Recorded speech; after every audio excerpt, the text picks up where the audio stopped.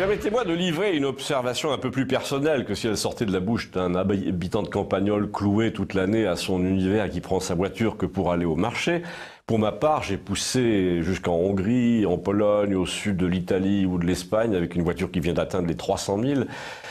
Et là, au moment où la question des radars va ressurgir, puisque le gouvernement s'apprête à nous refaire le coup d'une baisse de la vitesse limite, qu'on me permette non de parler du fond, c'est-à-dire de la légitimité du 80 plutôt que du 90 sur les routes de campagne, mais de la forme, c'est-à-dire de la façon dont les choses nous sont imposées. Première observation, si sur une question aussi proche de la vie des gens, on organisait une votation à la Suisse, un référendum sur une question unique, en l'occurrence est-ce qu'on diminue la vitesse limite, les gens voteraient à 80% non. Et on le sait, on le sent, c'est pour ça qu'on leur pose pas la question. Il manquerait plus qu'ils aient voix au chapitre. Non mais sans blague. En revanche, nous avons le droit de nous poser la question de la démocratie, puisque les gens ne décident plus de ce qui leur arrive.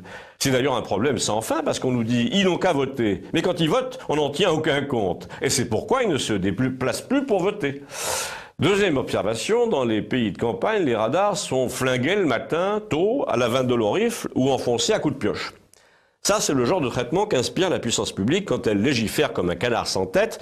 On l'approuve pas, bien entendu, mais il est possible de trouver à cela une explication.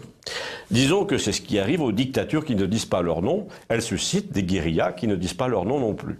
Mais mon vrai sujet, là, celui qui provient d'une comparaison assez longue entre divers régimes répressifs sur les routes de l'Europe, c'est que nulle part je n'ai éprouvé, comme en France, le sentiment d'être aussi souvent trahi dans ma bonne foi. Dans les autres pays, on n'assiste pas à une valse de 70, 90, 110, 130 en quelques kilomètres comme ça, comme chez nous.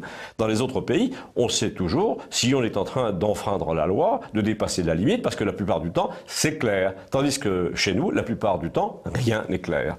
Vous n'êtes jamais sûr de rien, tout est fait pour vous égarer, pour vous tromper, pour vous coincer. La limite descend à 110 sans prévenir, ou alors c'est seulement pour les camionnettes, ou c'est juste avant le radar.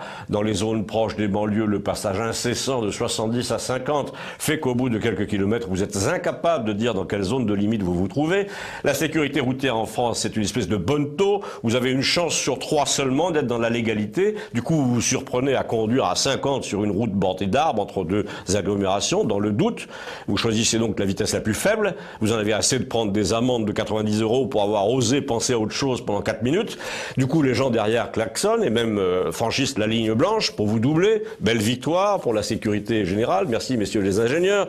En résumé, la France a pris l'habitude de traiter en tout domaine, et celui-là en est un, les citoyens de bonne foi comme des malfaiteurs, et hélas, les malfaiteurs comme des citoyens de bonne foi. Mais nous en parlerons à propos du terrorisme, par exemple. Je vous raconterai le cas de la vieille Lucette qui a pris l'avion au départ de Toulouse pour la 2e fois de sa vie et qui avait des trucs à raconter en rentrant sur les procédures de sécurité à l'aéroport.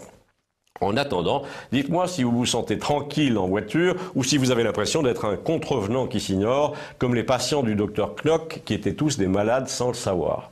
Merci.